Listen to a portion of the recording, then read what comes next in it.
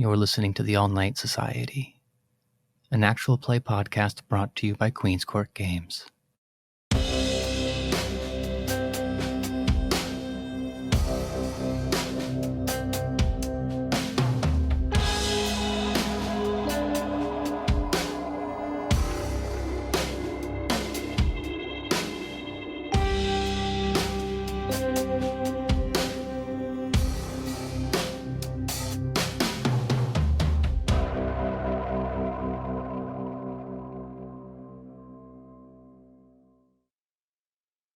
When last we left our four kindred friends, they had only just gained entry to the basement lair of Crook's Lounge, one of the many alcohol-soaked dives operated by Charles Dawson. With darkness and uncertainty ahead, our battle-hardened gangrel had decided to take the lead. The stairs protest loudly under Rebecca's weight. It's not a statement about Rebecca's size, it's a statement about the upkeep of the building. You're about halfway down before something tugs at the corner of your mind. Would you make a wits and awareness check for me? That would be 0 successes on my part, I'm afraid. Must have been the wind. Drafty basement. At the top of the stairs still, I'm going to activate Oblivion's sight so I can see in the pitch darkness. That certainly makes descending the staircase a less terrifying ordeal. And I can follow behind Rebecca with no trouble. And I will be the last in the train because I'm going to take some time to close the door and make it look like it wasn't picked. There's wisdom in larceny. Well, with your tracks covered and the trio having safely descended the staircase, for two of you it resembles very much the scene that you stumbled into. Save for, of course, the notable absence of Charles. What was that, 10 days ago? Maya, you have it a bit easier. Looking into the dark and, of course, possessed of an investigative mind, you notice things that don't belong here. There are, of course, the standard bar things you would expect in a bar basement. Broken furniture, kegs, boxes of liquor ready to be hauled back upstairs. But there are also a number of containers that strike more of an industrial tone. They're stacked, hidden, among the buckets of paint, commercial solvents, cleaners. But just a glimpse of that material data safety triangle tells you that those don't belong here. I'll immediately head to one of the industrial containers and check them out. Oh, to live in a world where noticing something gave you the capacity to understand it. Maya has many talents, but industrial chemicals, science, academia, chemistry, not among them. You can tell that these are atypical. They don't match what you would expect to find in a place like this, but you can't. You have no idea what they're for. Are they big enough to handle? Oh, quite. There's still no light down here. Would it be possible to pick one up and carry it to a better lit place? Before you get too crazy with that, as I'm descending the stairs, I bring out my cell phone and turn the flashlight on. The illumination will help your investigation. It also gives the moment a nice indie first-person found footage horror movie vibe. That's a comforting look.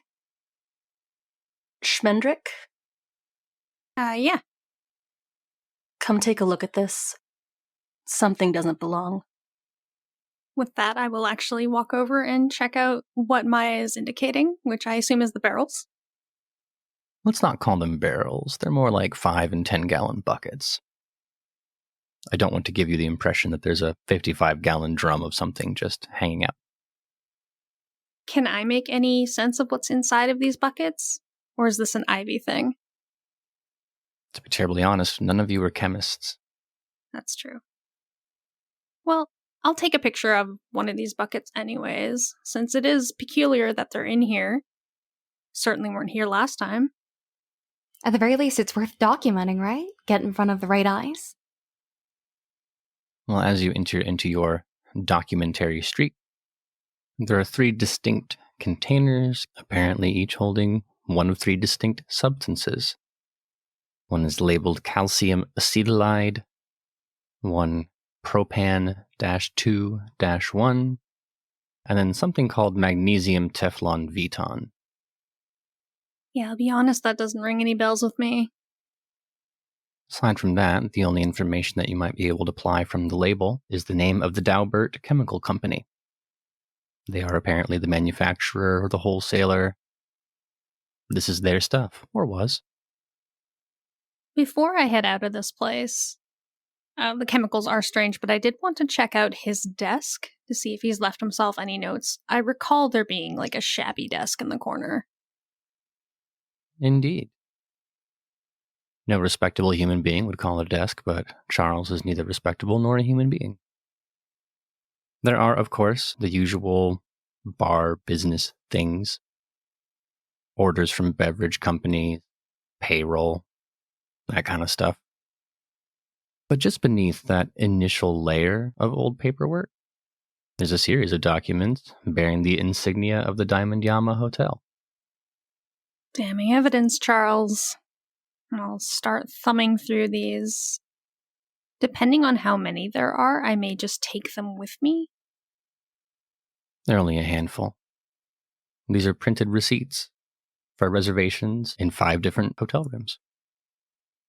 The room numbers corroborate what you know about the fire so far. I'll wave Maya and Rebecca over and just kind of nudge my shoulder towards the documents on the table. Get a load of these. Oh shit, that's hardly the mark of an innocent man, Schmendrick. Yeah. I'm less skeptical at this point. It doesn't look good. Why would you be a dear and make a wits and investigation roll for me? Of course I will. 7 successes. That's a critical success. I would like to know what instinct or training or past experience did you draw upon that made you wonder how many of the kegs in this area are actually for beer? What motivated you to go along and tap each of them individually, waiting to see what noise came out? Off the record, I'm not a stranger to, let's say, corporate espionage. And as soon as something looks fishy, I'm going to have to check every corner. I suspect in this case it was the number of them. It's terribly busy upstairs, but that's still no reason for there to be this many kegs. If there are empties, then the supplier should have come back to get them by now. If they're not empty, that means Charles has entirely too much product. It would spoil before he had the opportunity to serve it. And that curiosity leads you to this critical stroke of investigative success. Your instinct is correct. There is something amiss with a number of these kegs. They ring neither solid as if full, nor hollow as if empty. When you've narrowed it down to the 4 culprits, that additional level of scrutiny reveals that these aren't kegs at all. These are decoys, like a fake bookcase that you would hide a safe behind. Or one of those soda cans you buy for kids where you twist the top off and there's a piggy bank inside. I regret to inform you, there is not a piggy bank inside this keg. As for the contents, well, for that you're going to need to wrestle these lids off, and they look pretty secure. I might be able to offer a hand or two there. I mean, God, with Rebecca's rating and strength, I don't even think she'd need all of one hand. Far be it for me to risk breaking a nail. Rebecca, do you mind helping me with this? Oh, sure thing, you need them lifted? No, I need them opened. Opened. Alright. I can handle that. Rebecca drawing upon ancient might. God, you were strong when you were alive, and it's only gotten better since then. With a minimal amount of effort, you managed to identify the mechanism that seals these things, twisting the top off. Rebecca, do you have any idea what an improvised explosive device looks like? I've used explosives before, but can't say I've seen any of the fancier high-tech ones. No, this doesn't look like anything to you. It's definitely not beer. No, someone who has even a passing interest in technology can recognize the components of an explosive device. You see a timer. The rest of it doesn't make a terrible amount of sense to you, but hell, anyone who's seen a movie in the last decade gets some pretty strong bomb vibes off of this thing. Schmendrick, would you be a dear and take photos of this for us? Having been standing alongside of them for a good 30 seconds now, I just slowly nod and start taking pictures before giving an exasperated sign saying, "Damn it, Charles." Maya, what is your suspicion at this moment? Regardless of how Charles or any of the Nosferatu voted, if it walks like a duck and talks like a duck, Charles must have sabotaged the hotel. It's all here. You don't find that odd? Like I said before, people will say things and then do the opposite regularly.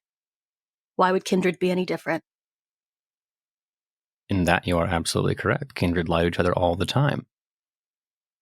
My question was more, do you think someone who is capable of organizing this kind of attack would also leave all of this to be found in a poorly secured basement? That does smell bad to me. On the one hand, I don't know this person very well, so he could just be an idiot.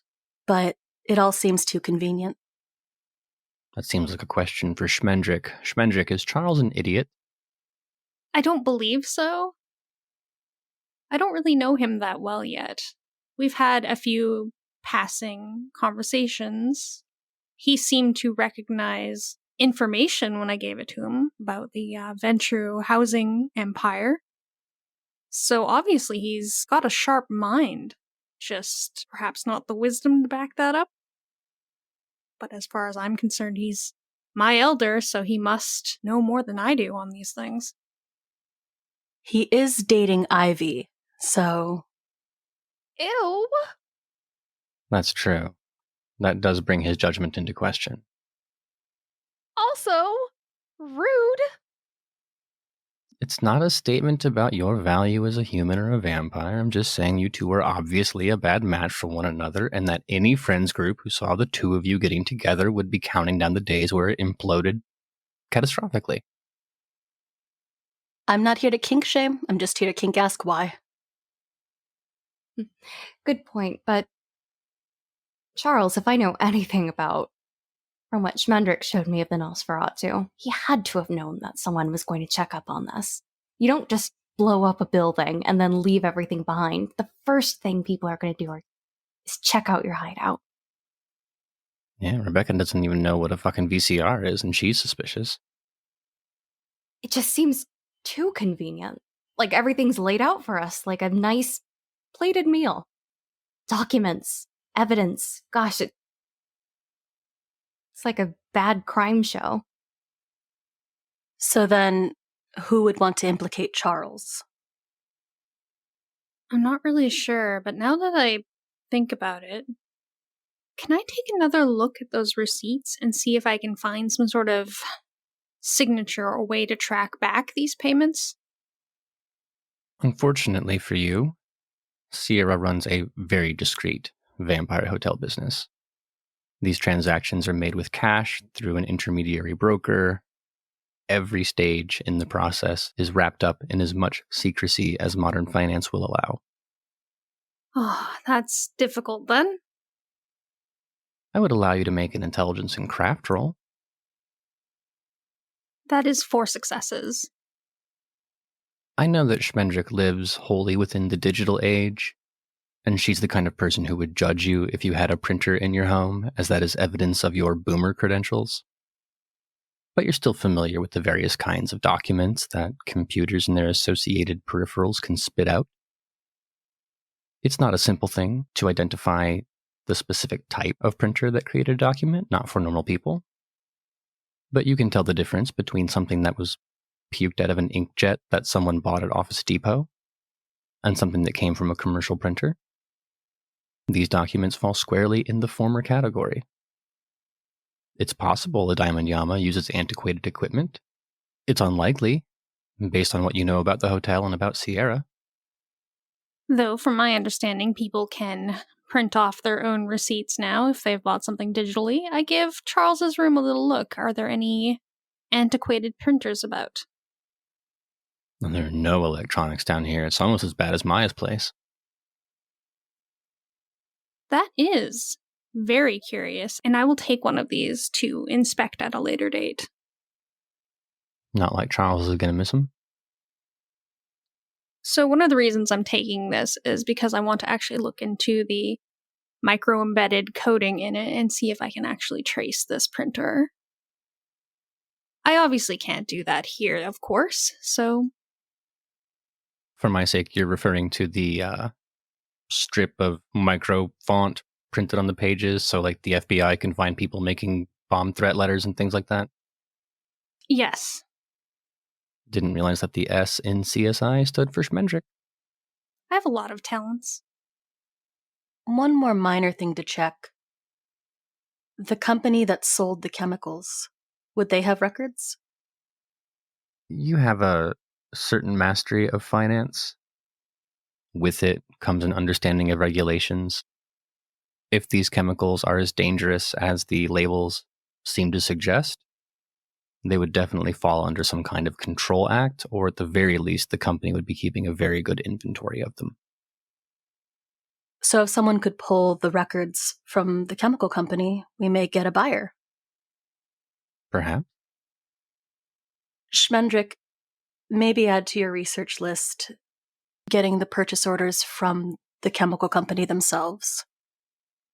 Yeah, I'll add that to the list of growing evidence. I don't think there's anything else down here. It looks, pretty barren if I do say so myself. Might be worth going back, checking in with everyone. Yeah, I don't know Ivy's area of expertise, but perhaps she can figure out what these chemicals are. Well then, our trio departs the basement. Schmendrick keeps the lock in order, as to make it seem that the scene was not disturbed, and you return discreetly into the car, where Ivy LaRue has been keeping vigil. See anything interesting, Ivy? No, there were some two really sketchy people that got into the back of a car, and now the windows are fogged, and I tried very hard not to look at that, but otherwise it's been pretty boring up here. Young love. Oh, they were not young. Well, you'll be happy to know that your three coworkers here are ready to interrupt your thought process as you ruminate on what's going on in the car. Thank God. When I see them, I'm actually kind of relieved because it was definitely getting boring and not hearing from them for a while, like not getting a text or anything.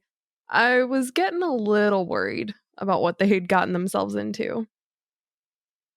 We'd cause more of a ruckus than that. But getting into the car, I give Ivy a look. Well, he wasn't there, but he left quite a bit there. What do you mean quite a bit? Like that guy from when we were here last time, or? No, nobody was dead or anything, just found some interesting documents, and what were they, Schmendrick? A bomb? Oh yeah, there was a bomb and a lot of suspicious chemicals. Speaking of Ivy, do you know anything about chemicals? And I will hand her my phone, which is at the pictures that I took. I can't say I majored in chemistry, but is there any chance that I would have worked with these chemicals at any point? That is a question for your intelligence and science. 4 successes. Sometimes raw memory is enough. I'm going to warn you all in advance, it'd be a terrible idea to ask Ivy why she remembers these things, because you don't have the kind of time for that story. But Ivy, there is a flicker of recollection flashing back into your brain. Sophomore year, you had to take that chemistry elective. Core requirements. You know 2 things of value. 1, propan-21 is the preferred name, but not the trade name for the chemical acetone. Second, you know that MTV is a proprietary blend, a bit like thermite, used in magnesium flares, the decoy flares that fighter jets use to trick heat-seeking missiles, and lots of pyrotechnic displays. That is to say, it's a mixture that is incredibly flammable and burns with astounding heat. Do you want the good news or the bad news first? Good news, preferably? The good news is I know what 2 of these 3 things are. All right, what's the bad news then? So one of them could be used for any number of things. Perhaps Charles takes up painting in his spare time and needs something to clean up oil paints. But one of them is definitely not helping his case. It's kind of like thermite. It's a very, very, very hot burning chemical. It's used in things like magnesium flares and pyrotechnic displays. Oh no. Yeah, that falls in line with what we found in there. Not for nothing, acetone is also hideously flammable. I know it is. I guess I should have mentioned that as well, but I liked my benefit of the doubt comment. Doesn't water also make magnesium burn hotter? That is one of the curious things about magnesium, yes. As Ivy mentions this information, I groan. Charles, he's making this more difficult than it should be. It seems a little weird that he would just have all of this stuff in the basement of one of his bars. Also, the last bar that we went to, because there's like 5 of them, right? That's my thought. It was just almost as if it was waiting for us, all laid out, pretty, tied with a bow. That begs the question, who would want to implicate Charles? Or at least, who thinks of Charles so little that they'd use him as a scapegoat? Well, he's a Nosferatu, so I would guess almost everyone in the city. Well, I wasn't going to say that. Well, you didn't have to. We were all thinking it. Sorry, Schmendrick. No, I get that. I don't know. It could be any number of kindred. And of course, we still haven't ruled out that it was, in fact, Charles, and he's just not that great at covering up his tracks. But it may also have nothing to do with Charles specifically, right? Need a scapegoat, pick one. I don't think we have nearly enough to go on at this point, but this evidence doesn't look good. Especially coupled with the fact that he was at the scene of the crime. And caught on tape. Yeah. Also suspicious now that you bring it up. Aren't Nosferatu supposed to be subtle? Well, he was being subtle, but you can't trick the camera. I give you a look. Here, Maya, I'll show you this as an example. And with that, I will hold my phone up, press record, so it's recording my face. Then I will activate Cloak of Shadows, and my inherent ghost in the machine makes it so that the picture that is portrayed is also vanished. Cute trick. I will let it drop at this point and go, yeah, it's really useful, but not every Nosferatu or person that can use Obfuscate can do that added technical bit. So my guess when I was watching that footage was that he was using Obfuscate, but like I said, you can't trick that camera. Yeah, I mean, the way that he moved through the crowds and all of that, he was definitely using his powers, but can't do what you can do. Food for thought, but nothing conclusive. Just not enough to go off of, like Ivy said. Well, any clue where we should drive to next? Is it worth checking the other bars if we already think he's being framed? I don't think so. Either we're going to find more of the same or nothing. Or Charles.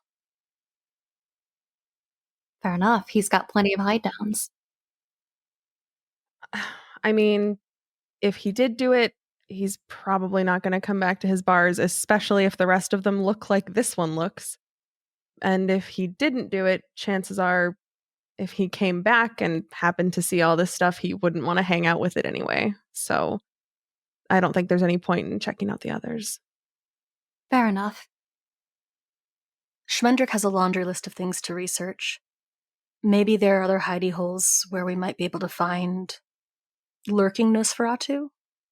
Oh, every hidey hole has a Nosferatu in it. Turn the city upside down, shake it. Tons of Nosferatu will fall out. You have 3 distinct leads. These chemicals should be registered, right? You should be able to see something that happened in that area. These receipts are either legitimate or they're forged or they're printed out from home, but in either case, there's information in that area. And you've already reached a point of skepticism about Charles's involvement generally. Joshua were here, he would be pointing out the orgy of evidence and how that doesn't match what you understand of Charles's MO. I was considering splitting us into groups, maybe giving, well, not splitting us, but giving Ivy the chemicals to look into, and I was going to look into the receipts to see where they have maybe been printed off from. Well, you have questions aplenty, but I can't imagine Schmendrick is willing to tolerate the speed at which a 4G cell phone network would allow her to find those answers. And anything more sophisticated than a cursory search is going to require equipment that she did not bring in Maya's car. So it sounds to me like it's time for a road trip to Big Bob's. Yeah, without even really mentioning anything, I come to this conclusion and turn the car on and just start driving to Big Bob's Big Storage. So the engine roars to life. Schmendrick seems to have a plan. Assuming no one objects in this moment, you're soon enough back on one of Chicago's many, many highways. Your view of the city dominated, for now, by the orange roaring blaze in the center of town. The drive isn't terribly long, but it's still long enough to get into a little bit of trouble. Schmendrick, you're driving, and you know better than to use electronic devices while you're behind the wheel. What are the rest of you up to? I'm spending the drive in silence. There's just something wrong with that scene. Charles, from the few interactions that I've had with him, seems like he would at least not leave a massive trail behind him. And leaving behind your explosives and evidence of your attack it doesn't strike me as something that he'd do. So as we drive to Big Bob's Big Storage, I'm going through my mind, who could set it up? Who was upset with the vote the most?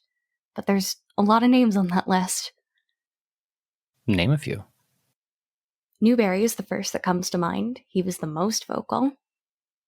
Any number of the votes against him, but since it was secretive, I can't exactly pull their names out of thin air. Obviously the Anarchs, but doesn't seem their style. And he was on camera, which further complicates things. Are you raising that concern out loud?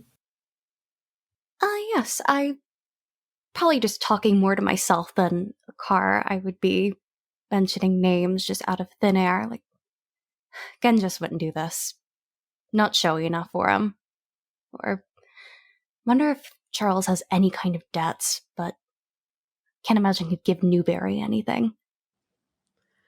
I'm sorry, what part of a giant skyscraper fire is not showy enough for Genghis? I was going to ask, because I would hate to see what qualifies as showy enough for him if that is your honest belief. Exactly. Genghis is the type who likes to brag. He likes to show off. And having Charles do his dirty work and slunking off into the shadows does not seem to be something he would do. At the very least, he would be touting about how he was showing those Lasombra upstarts what for. It's a valid point. Ken just doesn't seem the type to pass the credit. Newberry is where I'm stumped. I don't know enough about him, but he's unhinged, even for a Malkavian, so maybe. Ivy, you could add some names to that list. People who aren't happy about the Lasombra. I mean, of course I can, but Obviously, I'm not going to vocalize Abraham Dusable as much as I actually, well, maybe. If I could somehow find out that he was involved, that would look great for me. Not great for the Tremere in general, but it would be nice. You're really straining that whole the chantry comes first, the pyramid comes first thing, aren't you? Well, this is exactly why I'm not going to vocalize it, right? I'm not going to mention it in this conversation. But in the back of my head, the thought exists, and I'm enjoying the thought of it, even though I know that it's not a thing that Dusable would do, regardless of how unhappy he was with the outcome of the vote. That's my point, though. You're entertaining these thoughts. That is not something a pyramid zealot would do. I look out for the pyramid constantly, which is why I have such animosity towards Abraham Dusable. I don't believe that he has the pyramid's best interests at heart at all. I'm interested in which version of the pyramid you belong to, where you think that they care what neonates' opinions about what's best for the pyramid are. The one where the prime chantry was shattered a few years ago, and now we have to rebuild from the ashes? I wasn't aware that they were enlisting the brand newest Tremere to head up that effort. They just don't know that they need us yet. Did anyone else hear that come out in Karna's accent? Oh, do not compare me to that harlot. I'm just saying, you seem to have some radical beliefs rattling around in that Tremere nugget of yours. If believing that the pyramid deserves the best person in place to further their ideals, then sure, I'm a radicalist. I don't think it's all that radical. Well, at the very least, that's not a debate you're going to have with your fellow passengers. Oh, goodness, no. Never. Maya, what do you make of all this so far? Well, I've definitely perfected the art of the silent brood, so that's mostly what I'll do on the drive back. However, I'm mostly turning around a very odd theory, which is that this sounds crazy. This is crazy, and I have no reason to think this. However, knowing that the Lasombra were not welcomed into Chicago with open arms, understandably, there is a slight chance that this is something that Sierra might do to gain sympathy. And you think the Diamond Yama was an inside job? It's absolutely out of left field, and there's no way that it... See, as I say it, Lasombra are tricky, and we understand that you need to break a few eggs to make an omelet. I mean, she murdered her brother in front of all of Chicago. God knows what else she's capable of. I mean, I'm in Chicago, aren't I? I wouldn't bring this up with the group, but it's going to be in the back of my head for a while. Well, if Sierra is to blame, why did she pick you to do the investigation? What would she gain by putting you on the case? That's either such an insult that she thinks I won't figure it out, or she trusts me enough to hide it if I do find out. Which of those things is more true? I don't want to admit the first one. Nor should you have to. Your competence is plainly on display. If Sierra's goal was to stick a ringer in the mix and watch them stumble, she should have picked someone who did not have your investigative expertise. Still, it would look really, really good if, as soon as we were voted into the Camarilla, someone attacked us, because then everyone would have to rally. Even the prince ordering this investigation implies that he wants to do right by us, a little bit. It's the problem with vampires. Schemes upon schemes upon schemes. There's a whole lot of rumination going on in the vehicle. You expect that from a car full of kindred. But surely there's yet business flittering about in those thoughts. Yeah. While we're driving, especially since the only person talking is Rebecca silently muttering to herself, I would like to take this time to research the chemical company, the name on the chemicals that we found. Just slap that baby into Google, see what comes up on the Wikipedia page. Everybody has some sort of website, some sort of web presence. There's got to be something I can find out about this company. Oh, sure. Google will tell you their stock valuation. It's pretty good. Give you a picture of the CEO. Looks like the kind of guy you'd expect to run a chemical company. Their homepage is dedicated to all that beautiful greenwashing about how, despite being a terrible polluter, they're putting, oh, no, it's fine. Yeah, we produce chemicals that are going to ruin the planet, but we have solar panels on all of our factories. But you see that on any webpage. There are two things that will leap out of your surface level investigation. First of all, the Daubert Chemical Company is a wholly owned subsidiary of Ballard Industries. Oh, no. And second, you have to click over to the news tab to find it. They seem to have had a bit of a break-in recently. What location recently had this break-in? Their shipping and receiving warehouse. In Chicago? The same. It appears 3 perpetrators entered the property illegally 11 days ago and absconded with some number of chemical materials. It's a weird thing about 11 days ago. What happened 11 days ago? The better question is what happened 10 days ago.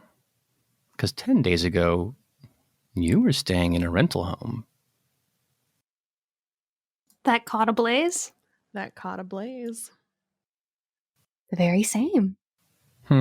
Probably nothing. Is there a time on this news page? What time the perpetrators got into the factory to steal the chemicals? About 2:30 in the morning. Any chance you remember what time we were talking to Charles? We talked to Charles before the arrival of Sierra and Malankov. Yeah. So my point is, 10 days ago, we were in the rental home. 11 days ago would have been when we talked to Charles. My question is if we were talking to Charles at the time of the break-in, or if the break-in happened before or after we found Charles to talk to him. After. Definitely. And I'm willing to bet money that the 3 perpetrators were those fellows that came in and tried to set us on fire. Did they have pictures of them?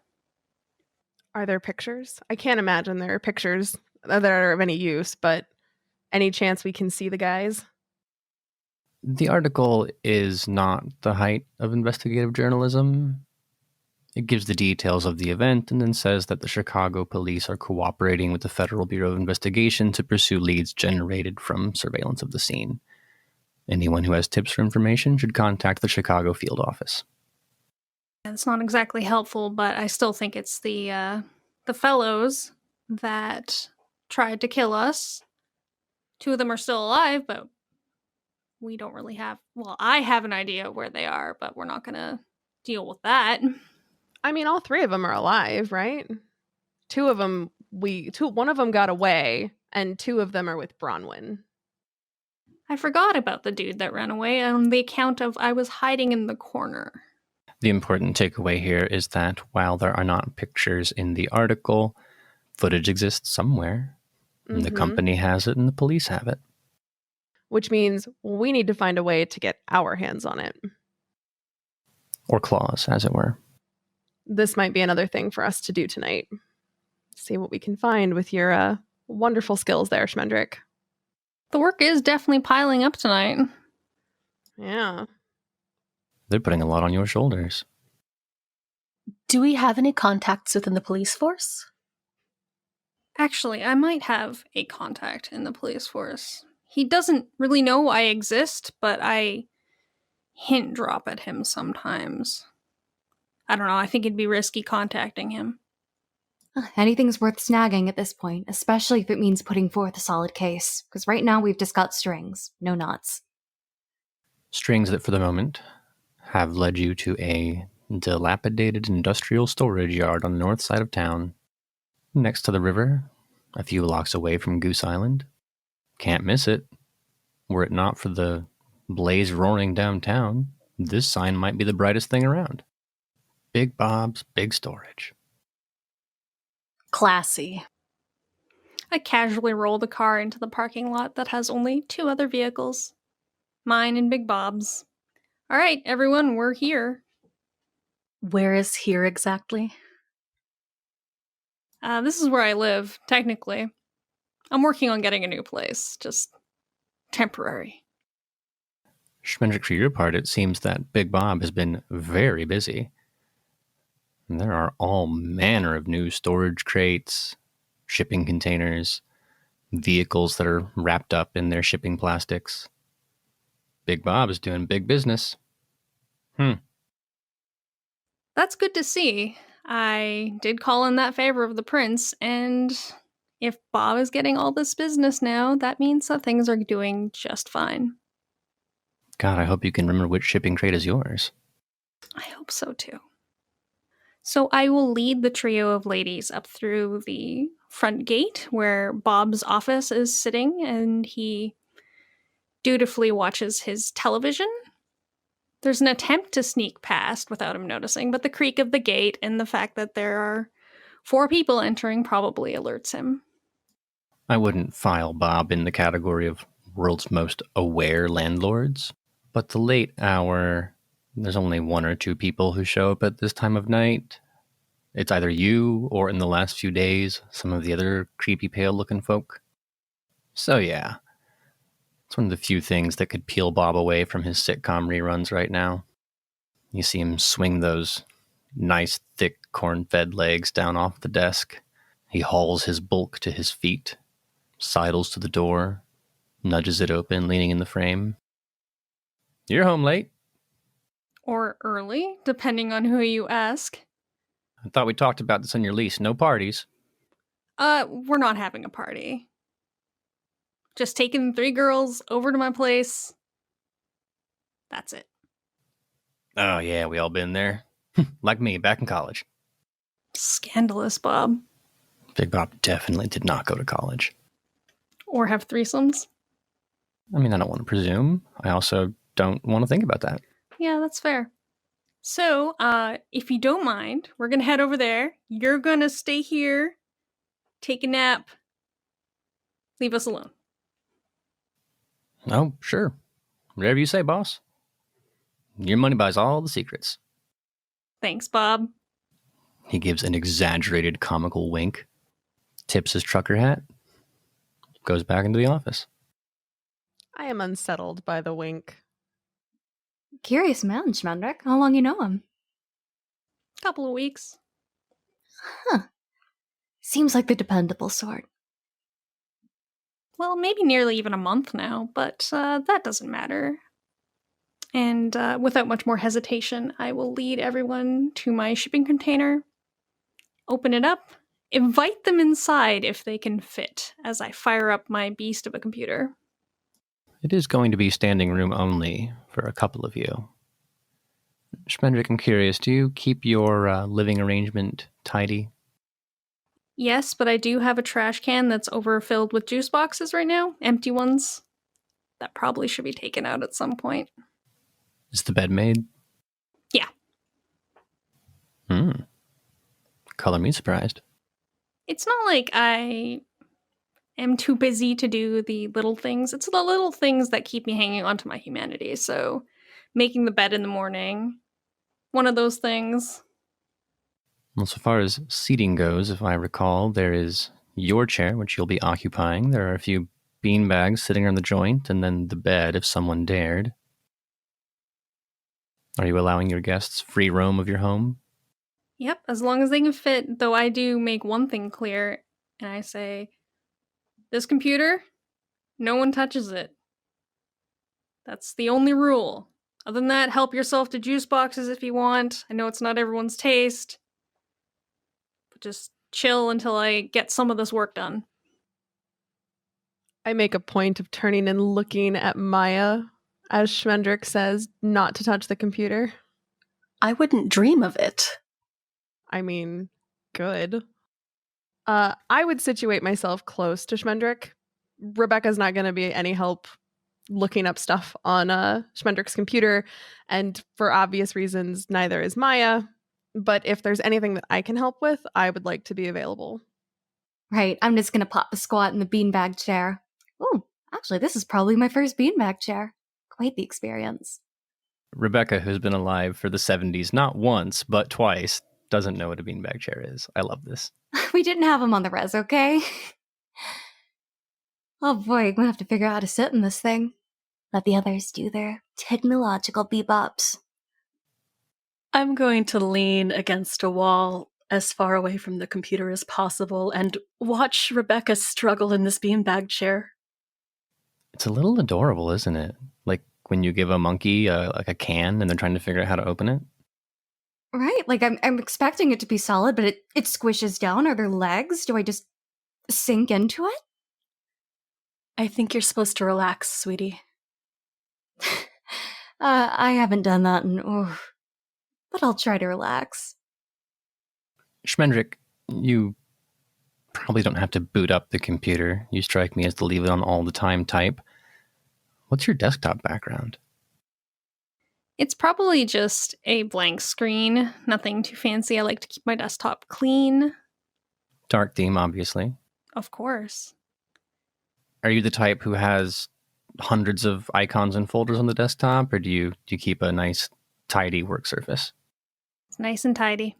Only what I need is on the desktop, and what I don't need is squirreled away elsewhere. And the follow-up question is, what do you need then? What are the 4 icons that Schmendrick has ready to go? A web browser, probably.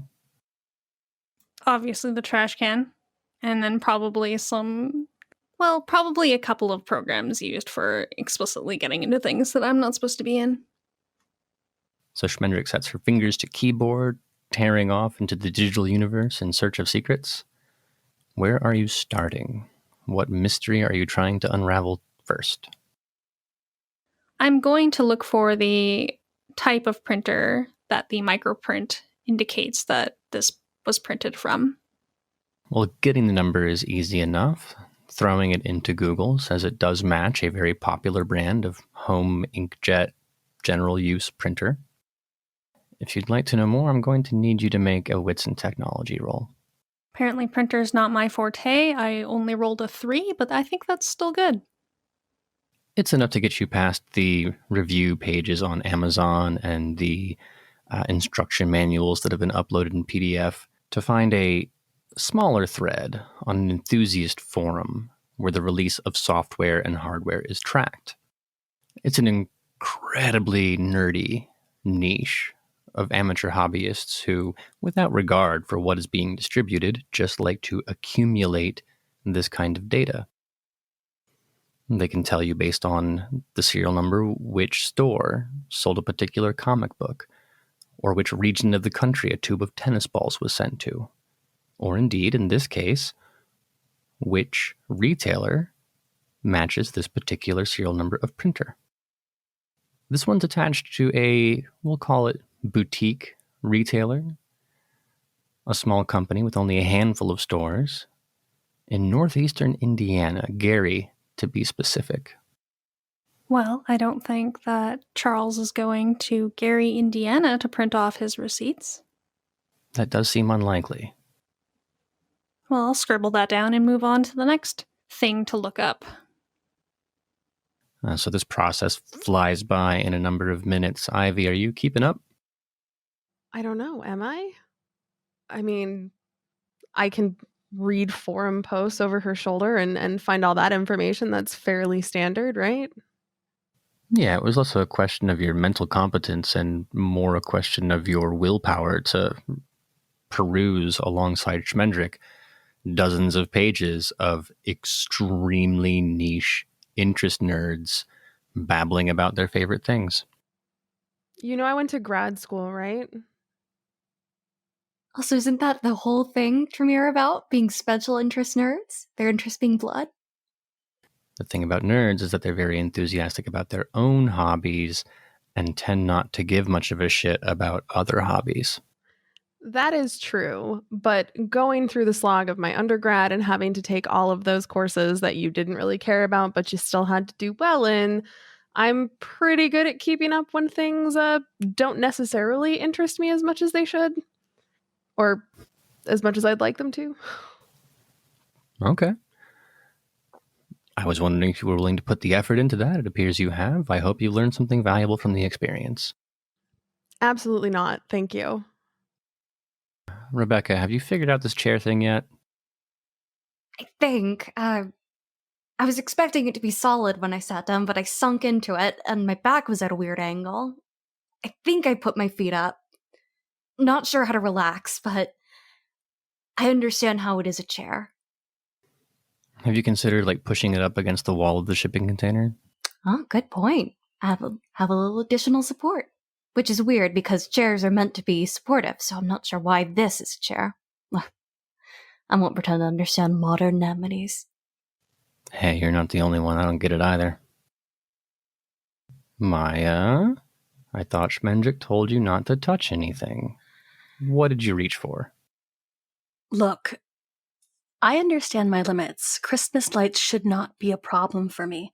It's not like someone would go out of their way to connect them to Wi-Fi so you could control them through a cell phone. Right? No, that would be a preposterous waste of money and energy, right? Exactly. So it's not a problem if I just adjust them. They're kind of tangled. You would think, yes, Christmas lights are safe, but on the one hand, it's not your fault because you haven't known Schmendrick that long, but on the other hand, looking around, you probably would expect that even the Christmas lights in this place have an IP address. And you've only managed to fiddle with it for 10 or 15 seconds before there's a sharp pop. And whatever controller Schmendrick had rigged up to this apparatus short circuits. Schmendrick, what was the last station you listened to on Pandora or whatever audio streaming service you prefer? My work list on Pandora is kind of eclectic. It's everywhere. Lots of high energy noise. And I think the last song I was listening to was Flight of the Bumblebee. So Maya reaches up, fiddles with these lights.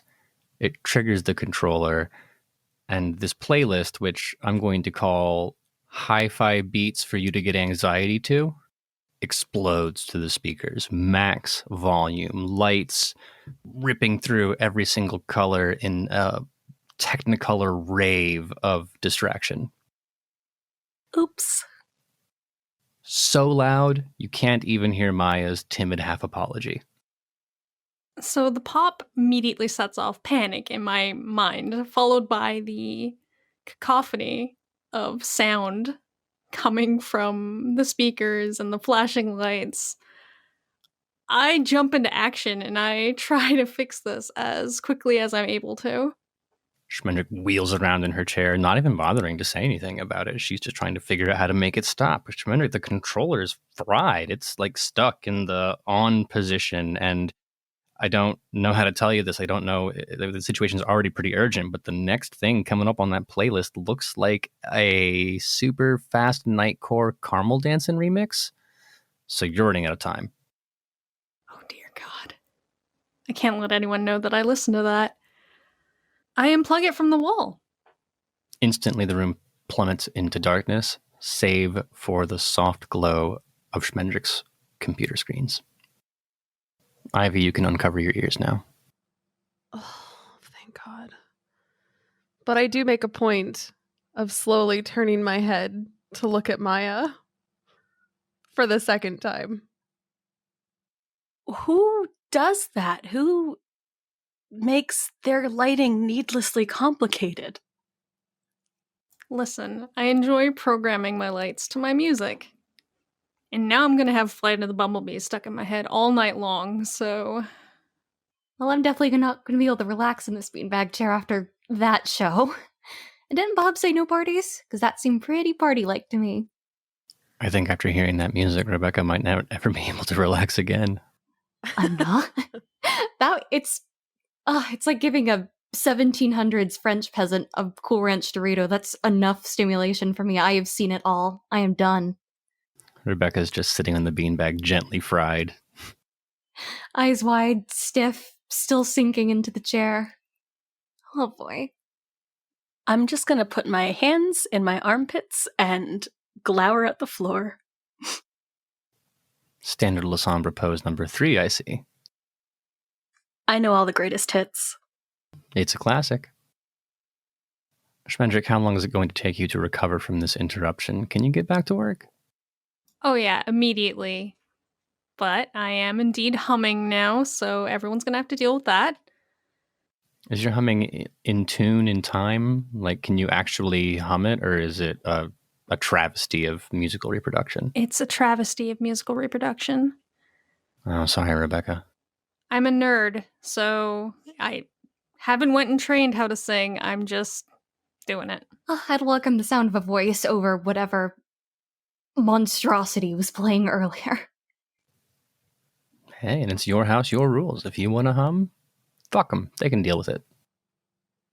My poor musician's ears are very upset at this. Join the club. Now that everything's back on track, I will go to look into the thieves at the chemical plant, see if there's any footage of them, and if we can tie them back to the fellows who lit our Sky Hotel on fire. Yeah, you have a couple angles there, right?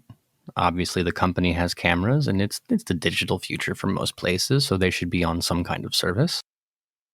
The police also have them, that network likely more difficult to access. Let's try with the company first. Well, you know what comes next. A wits and technology roll. You got it. So that is 5 successes. You know, that's the problem when you try to give these 55-year-old executives any kind of remote access and tell them, no, you have to log into the web server through your VPN because it's secure. You need to change your password every 6 weeks. It has to have 14 characters, including some of which are Armenian, all these special rules. They can't do it, right? And that's how you end up with critical industrial infrastructure plugged into the internet with a password that is Daubert Chemicals 1, and any goon with a computer can find it. It's a little insulting how easy this was, and I'm sure there's some part of your hacker brain that's like, oh, come on. Yeah, give me a challenge. Well, now that I'm in, I will try to look into their security folders and see if this video footage has been saved. It certainly has. Like all conglomerates of a certain size, Daubert Chemical and Ballard Industries at large is not interested in great service. It's the bare minimum required by law. And in this case, there's an entire industry of commercial, off-the-shelf, cloud-based security platforms or whatever, like Ring, but for your business instead of your home. And with a trivial number of keystrokes. You don't even get to make it through the entire Flight of the Bumblebee song. That's how depressing it is. You manage to access this recorded footage. It's grainy, not super high quality, but it does in fact depict 3 figures snipping their way through the fence line, crossing the storage yard, wrenching the warehouse door open with a crowbar, and then leaving 5-7 minutes later with a number of chemical buckets. There are 2 faces you do not recognize. They're not wearing masks or anything like that, but they are also none of the people who came into your Sky Hotel. The third is very familiar. That's Charles. Okay. So now we really have to figure out the timeline. Because if this was happening right as we were talking to him, we know it's not him. It is feasible that Charles could have traveled this distance and executed this robbery after speaking with you. He would have had to have left fairly quickly, like within a half hour of your meeting ending. But it's not impossible by the laws of physics and Chicago traffic that he could have made it there. Given that piece of evidence, I will simply save it, scowl a little bit, and turn to the others. Well, anything else you want me to look up while we're here? Still awkwardly scrunched into the beanbag chair, I'll perk up and say, "Hey, Schmendrick, you know that thing you can do with the cameras where you don't show up? Is there a version of that where you can make yourself look like someone else? Maybe that could explain Charles." Yeah, I'm kind of learning how to do that right now, but that requires some pretty intense ability with obfuscate. Could help us pin down a suspect. Someone with that kind of skill. Can't imagine they come in bundles. I only know one person, and that's Edith.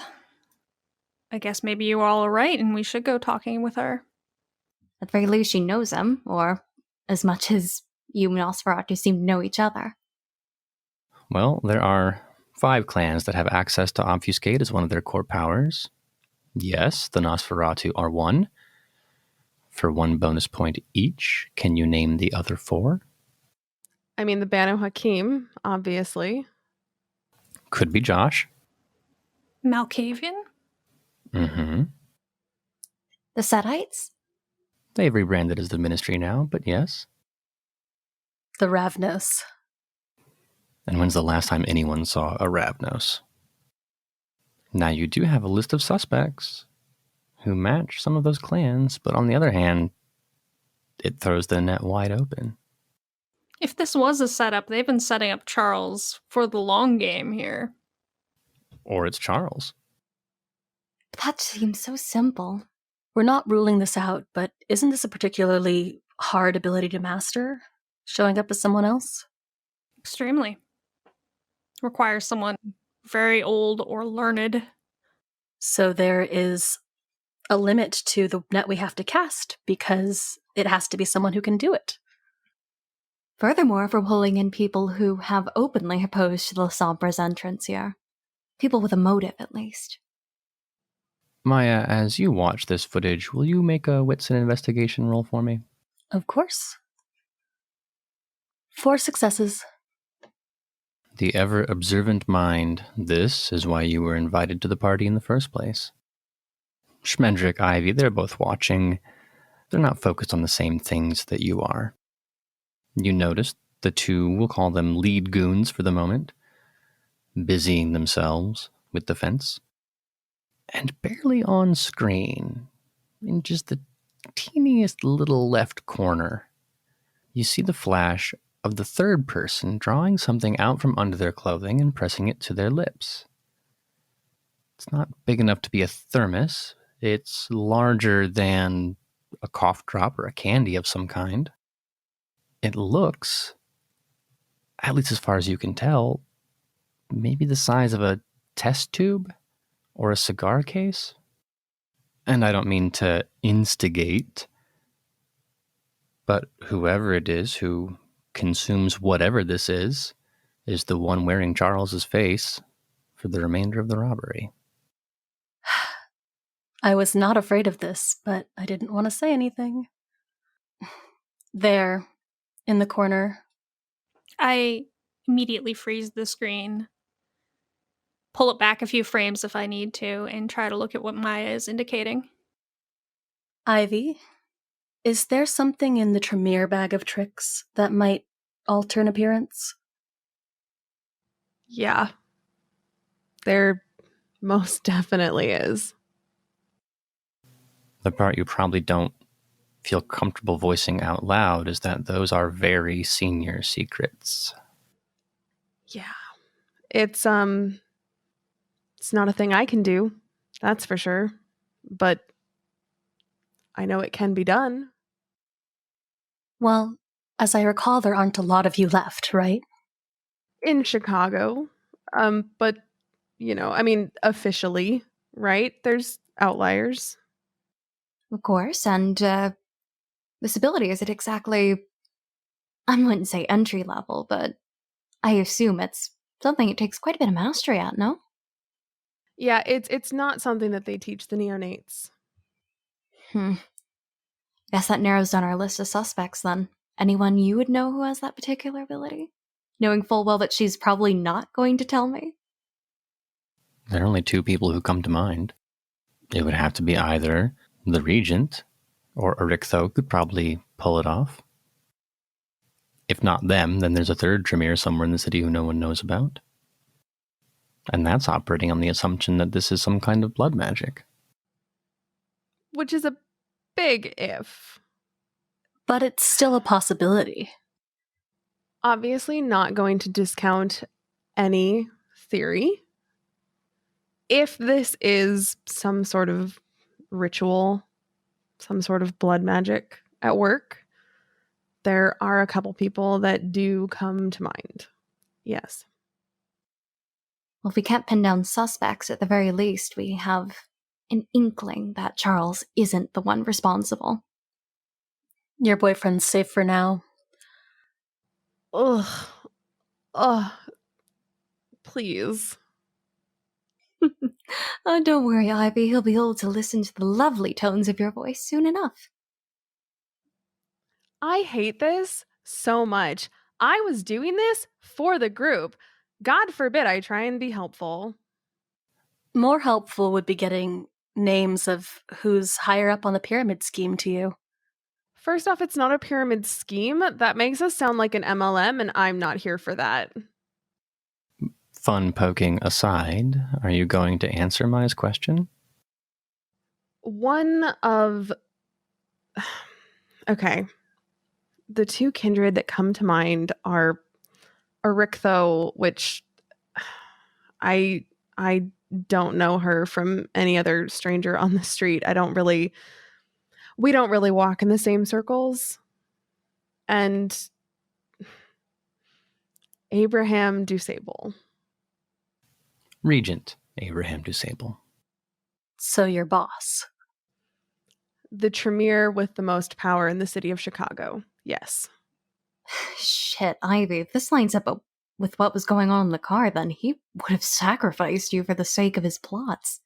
Wait, hold on. Before we jump to the Regent, is it possible for a Tremere to make one of these blood ritual changey things and give it to someone else? It is. Well, that makes the search wider, but also we know now that Tremere may have been involved. Or at the very least, we're suppliers. Quick interruption there. Any thaumaturge could do this. And there is another clan in the city that is vying for a best new kid, right? The Banu Hakim, they... if I remember, Khadijah wasn't exactly ready to vote yes because she didn't want their position as the newest clan to be at stake. I'm not saying it has to be the Banu Hakim because I don't trust them, obviously, but it's very possible that they were the thaumaturges involved. Yeah, we can't rule out all possibilities. It seems as though Charles may be getting a pass to some degree. You're sold that it's not him, huh? It couldn't have been. It's, again, too obvious, and with everything that's lining up, someone has laid this out to pin down the Nosferatu. He's an easy scapegoat, that's for sure, but a little too easy. To be honest, I haven't completely counted him out. I would like to think that he's not. And obviously, there's a ton of evidence that points to him too much and makes us think that it's not pointing to him. But I don't think we have enough to verify that it wasn't him. Well, I can tell you all, if you didn't figure it out earlier, that the receipts that he got from the hotel were printed off in Indiana. What the hell is out in Indiana? About 50 years of bad blood at least, and a little bit of an upstart situation with the prince. Mostly I remember that Horatio Ballard ripped the industrial heart out of the place. Honestly, it's impressive.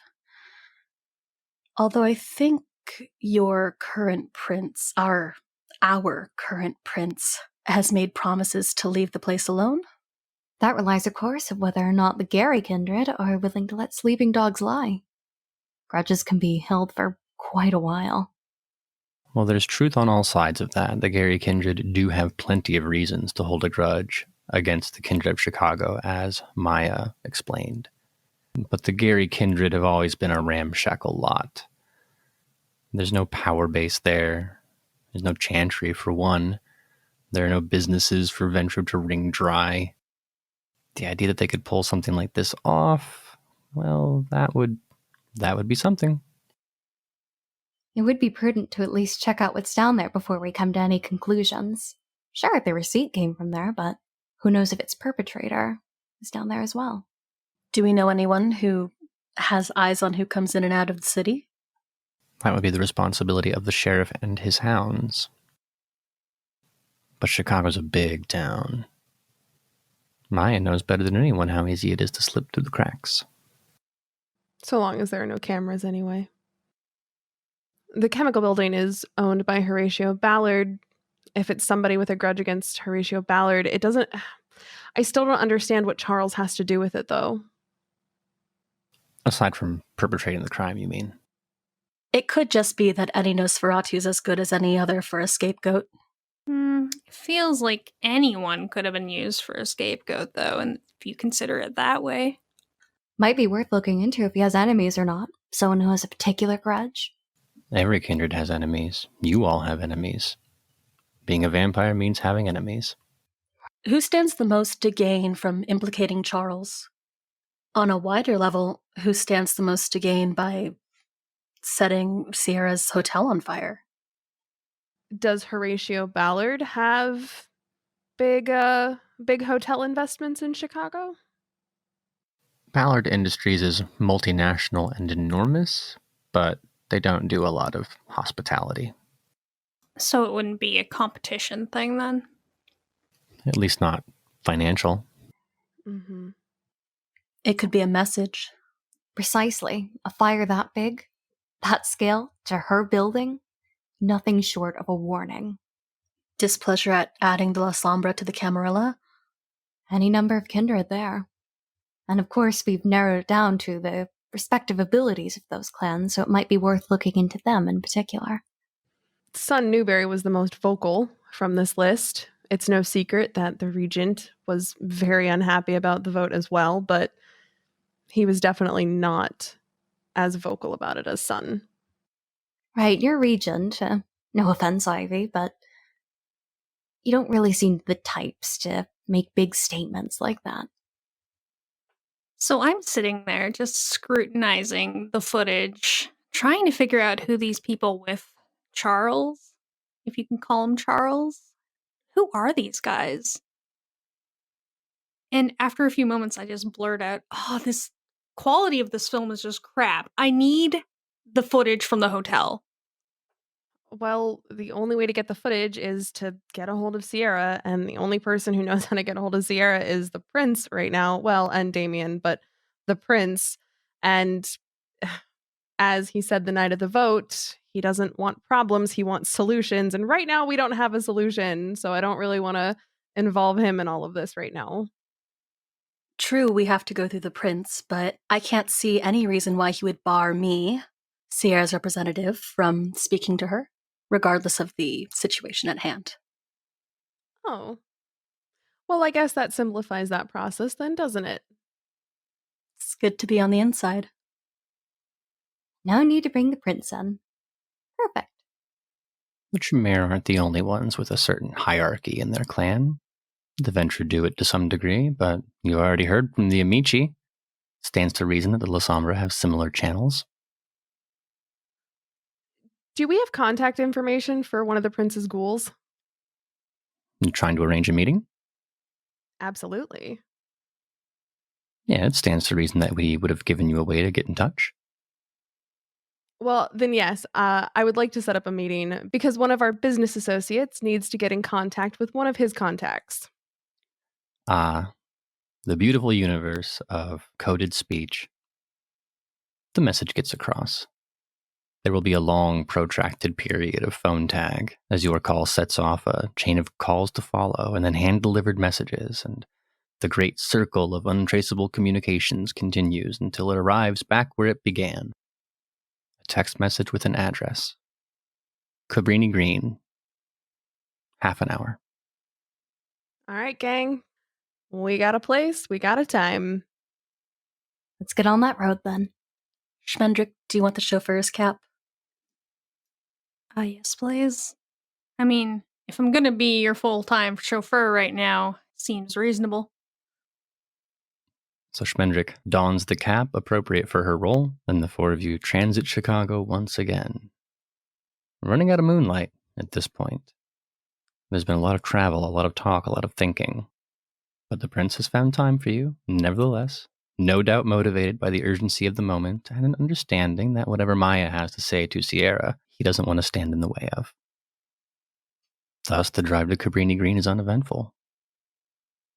You'll notice immediately upon entering the area the increase in number of nondescript gentlemen. The aware kind, the armed kind, the prince's kind. Cabrini Green was once home to a rather notorious housing project. It's since been demolished and is in the process of being redeveloped. Part of that redevelopment, ample green space. And in the center of that green space, in the kind of finely manicured park that follows money and gentrification around, two familiar faces are waiting for your arrival. One, the Prince of Chicago, and the other, the senior-most Lasombra in the city of Chicago. So piling out of the vehicle, crossing the small park, arriving in the presence of these two titanic kindred, Prince Jackson looks impatient, not in a dismissive way. He's not angry, but he is eager for this to be resolved. Miss Lagasse, I have brought your associate. Thank you, Your Highness. Please, Prince will do. Sierra, do you mind if we find somewhere private to speak? The prince butts in. As private as our security concerns allow, anyway. This is Lasombra business. I mean no offense, but some things we like to keep within the clan. Due respect to both of you. I'm not here to pry into the intricacies of Clan Lasombra's whatever. But I'm also not going to be the prince who was sitting here when a second assassination attempt was made on our Lasombra representative. You have this park. That bench over there looks plenty company, and we'll all stay out of earshot. I'll take Sierra's arm and walk her to the bench then. Sierra is flustered, obviously upset, first for the hotel and now for this new set of circumstances. She is not a woman who is used to being caged, and now, but moments after making a tremendous sacrifice to secure her own enrollment in the Camarilla, she has been forced under its thumb to adhere by the rules of its prince, and she is not happy. That said, there is a slight hopefulness in her demeanor, a quiet hope that the information you're about to give will be what she requires to return to a normal existence, yes, but also to seek revenge on the people who have forced her into this situation. Yes, Maya? What is the important clan business we have to discuss? Well, we have leads, and you'll be happy to know that I think once we get this small detail, we may start snowballing towards a conclusion. Unfortunately, the footage we have so far to work with isn't very good. Do we happen to have better footage or earlier footage from the hotel? I'm certain we do. Could we please get access to it? It would help us greatly. Well, you and I both know that we won't be viewing it. Thankfully, the princess provided us with some folk who are much better with technology than us. Indeed, the sewer rat. She's talented, a bit too jolly for my liking. You must understand that discretion is a key element of my business strategy and the Diamond Yama. The footage that we will be handing over contains the images of a great many kindred whose presence they do not wish revealed. Is it your sincere belief that this is the only way to get to the bottom of this mess?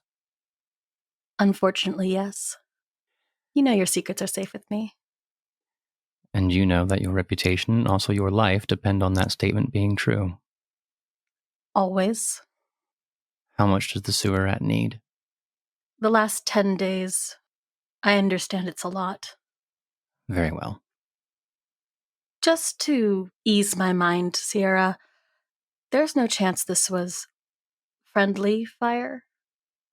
To be clear, your concern is that I might have lit my own hotel on fire. Insurance being what it is? And I smile. I mean, Sierra can't help but crack a little bit of a grin at that.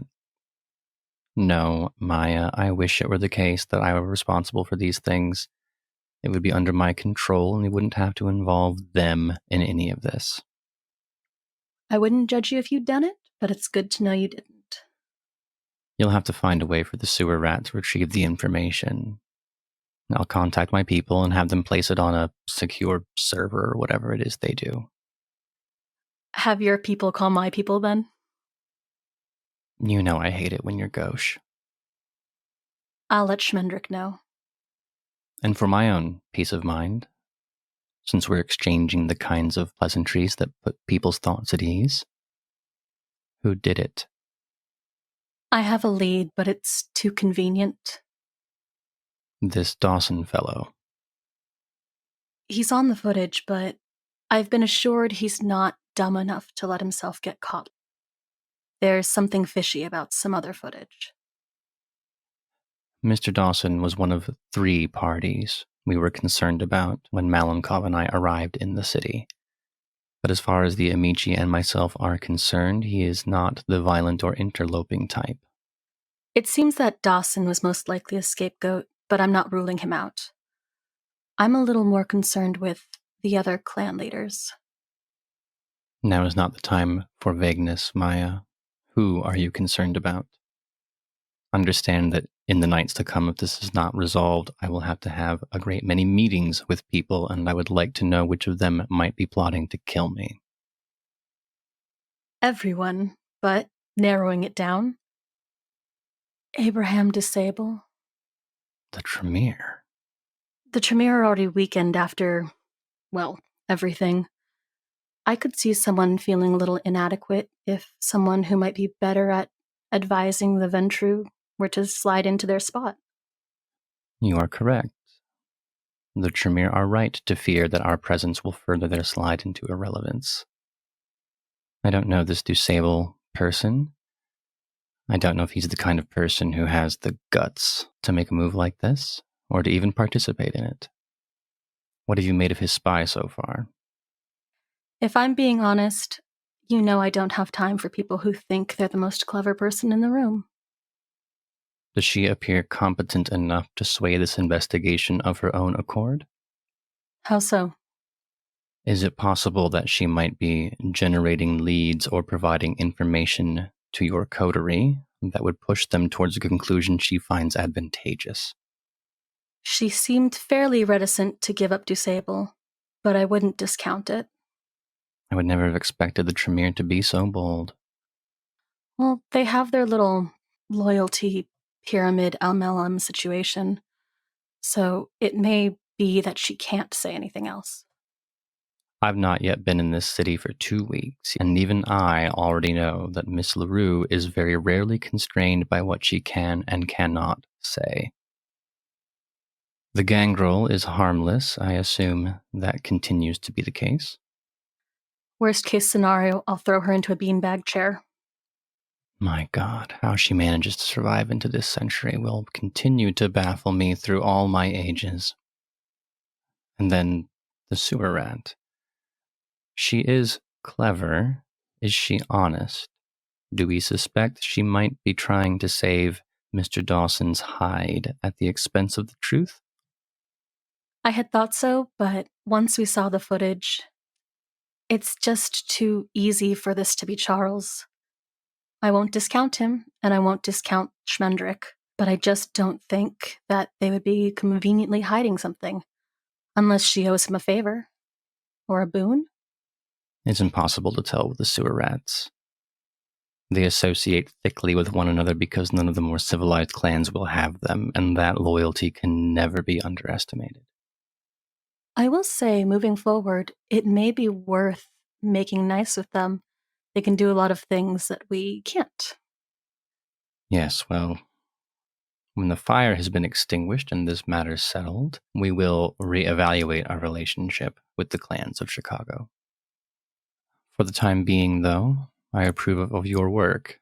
This has been helpful. Thank you. It's nice to be appreciated. Tell the computer one that a domain, a server, a Dropbox, whatever. We'll find a way to get it to her. If you hear of any newcomers to Chicago, especially of Lasombra, I suppose we'll know, but it would be good to keep an eye out. As best I can, from the hole they're stuffing me in, I will keep abreast of the situation. That's all I ask. Very well. Well, let's not keep the prince waiting or becoming suspicious. You will have your footage. I'll begin to think about how to handle Dusable. Not for nothing, but maybe Dusable's fears are a little more accurate than he thinks. Oh, I assure you, they are. The Tremere are an obstacle to the ascendancy of Clan Lasombra in this city, and you know how we feel about obstacles. What obstacles? That's my girl. I just give her a wolfish smile and start escorting her back to the prince. Prince Jackson watches your approach. Everything's taken care of then? Mm-hmm. All right. Sierra, you're with me. The rest of you, disappear. I'm already gone. As promised, within 30 or so minutes, Schmendrick receives an email from an anonymous account linking to a disposable time-limited file-sharing service. 70, 80, 100 gigabytes of footage encompassing the 5 floors where the fire was started. 24-hour surveillance for the past 10 days. Fantastic, but this is going to take me a little while to look through. 2 sets of eyes are better than 1. I can at least help you look through it all. True. I'm going to spend the remainder of the evening in the Schmendy Shack.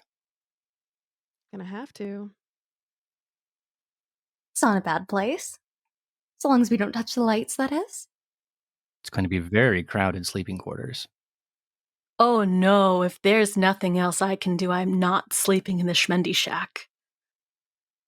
Well, how do you think? I mean, are you gonna call Renee to come and get you, or what? Yeah, how are you driving home? Because Schmendrick's got your car. It just occurred to me I'm stuck here. Sleepover. Oh god. You know, this was the thing I was dreading, was just people being crammed into Schmendrick's storage container, but it's happening, so that's exciting. I think no one is more unhappy with that than Maya right now. Edging out Ivy by a nose. That it's a photo finish for which of those two hates this more. I have such a nice bed. Daddy gonna let you sleep over, Ivy? I recently moved out of the Chantry, and I have a new haven, so don't worry about Abraham. Nice. It is. Well, as the evening comes to a close, spending the remainder of it sifting through hour after hour after hour of footage, you get what you wanted. A much better picture of the 2 folks you saw sneaking in to the chemical plant. You also see plenty of footage of Charles, in their company at various points, entering into the rooms, carrying suspiciously large luggage. It is, in as many words, a play-by-play of 4 kindred setting up the blaze that you can still witness now. 4? 1 Charles and 3 others. Oh, okay. Can we cross-reference the faces with any other database? I mean, do we recognize the kindred? No. It's not entirely clear that the other 3 of them are vampires. Could they be ghouls or retainers? It's possible. The exact mechanism of their association is not as important as the fact that they are cooperating with Mr. Dawson in this moment. And that is dwarfed in importance by the fact that, yes, it's possible to cross-reference some of those faces with other images that have appeared. Schmendrick, I have to ask, how is your image sorting algorithm coming along these days? It's getting pretty good. It's the AI could use a bit of a polish, but it's pretty precise. Well, I know you're getting tired of me asking for it, but can I have you make a wits and technology roll? Of course. 3 successes. It's not the most sophisticated facial recognition AI on the planet, but it also doesn't have to be. Because the images that you've sliced out of this surveillance footage already look close enough to mugshots. It's very easy for the program to find a similar looking image, post it up on the Gary, Indiana Police Department's crime blotter. You recognize two of them immediately. Zion Middleton, his brother Sidney Middleton. Along with this information, there's a list of known associates. Among them, Elijah Franklin, who has done himself a great disservice in not disabling his Facebook page, allowing you to match his face to the third. The criminal record attached to the mugshots is nothing major. Vandalism, minor property crime. But they're all residents of Gary, and at least so far as the crime blotter is to be concerned, they've been very quiet these last few years. We have 3 names. Do any of them have a fourth in common who might be impersonating Charles? With the kind of analysis you're capable of doing on this information, there are 7 or 8 or 9 people who could meet that criteria. A girlfriend of so-and-so, a roommate of so-and-so, this person used to hang out with that person. There's not a clearly defined foursome of mischief. With this information, we can at least track one of them down, and hopefully, they'll spill. How is it you plan on doing that? We could start with the Facebook page. Well, the digital information is all hideously out of date. Ah, Like, the Facebook page is still up, but they haven't done anything on it in, 3 years. what, no selfies? Hey, committing arson. How do you find somebody that's gone off the grid? Or not exactly gone off the grid, but somebody who doesn't have a presence? It's looking more and more like this is something from some kindred in Gary. Some kindred that, I don't know, maybe picked Charles out of a lineup and decided to get him in trouble and then came to Chicago to cause trouble. You think that's the kind of scheme that 4 barely 3-year-old kindred could pull off? No, but they could be ordered to do so. And now we return to the eternal question of who. We can start by maybe identifying their clans. If we know who they belong to, we can know who could order them around. It might be worth bringing up to someone who deals with kindred on a regular basis. See if these faces bring up any bells. Ivy, on a day-to-day basis, do you make a habit of answering unknown calls on your cell phone? Night to night? No, not really.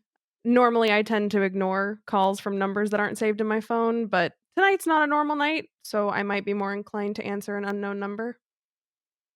What's your ringtone? My phone's always on vibrate. Hmm.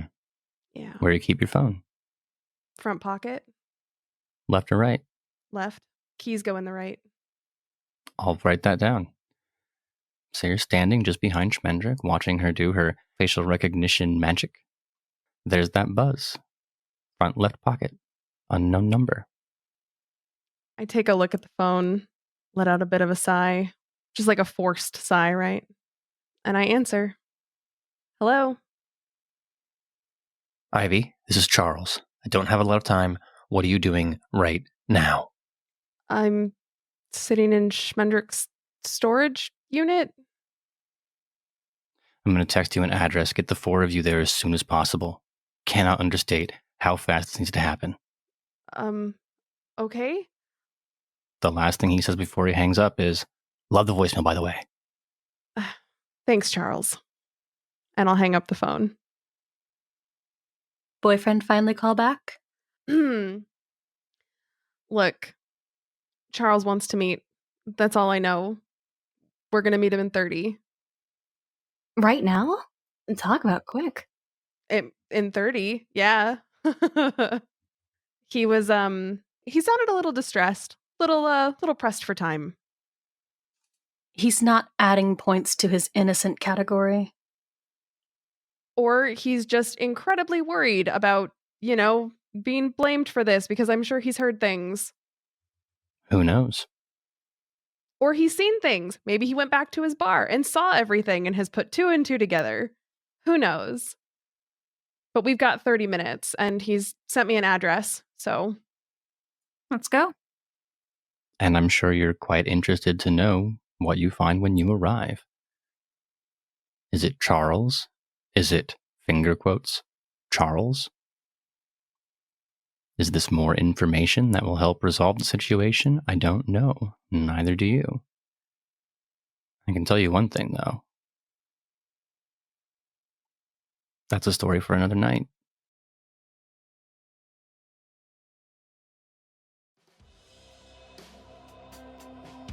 You've been listening to The All Night Society, an actual play podcast brought to you by Queen's Court Games. If you enjoyed your stay, be sure to subscribe on your favorite podcast app. For more content, including exclusive art and audio, follow us on Facebook or Instagram at Queen's Court Games, or on Twitter at Queen's Court RPG.